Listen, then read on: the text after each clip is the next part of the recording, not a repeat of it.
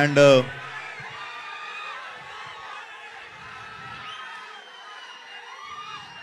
అరే నేనేం మర్చిపోతున్నారా ఒక్క నిమిషం.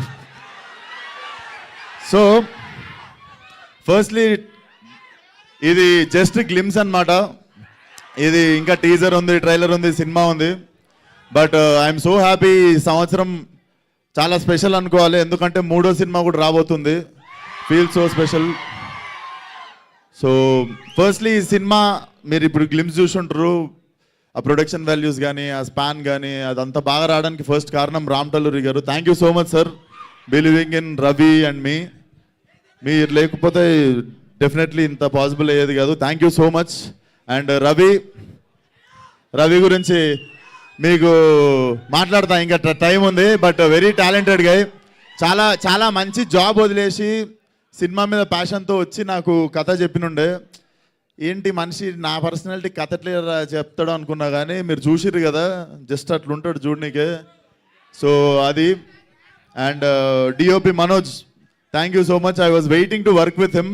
నేను చాలా పెద్ద పెద్ద పేర్లు ఉంటాయి ఇండియాలో నేను పనిచేయాలనుకున్న వాళ్ళు, దాంట్లో ఈయన పేరు ఒకటి ఉండే.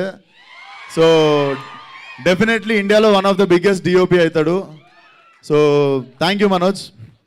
అండ్ ఈరోజు ఈవెంట్కి రాలేకపోయింది శ్రద్ధ శ్రీనాథ్, చూసిరు కదా.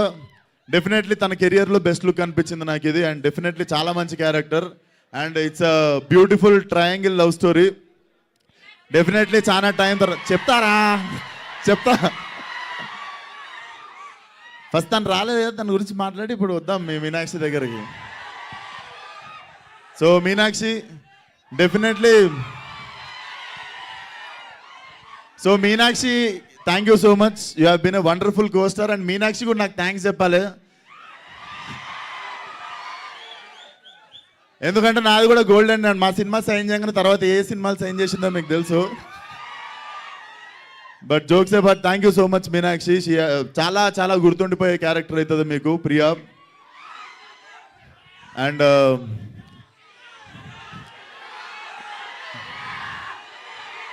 सोटे सोटे बच्चों को पूरों को मैं जवाब.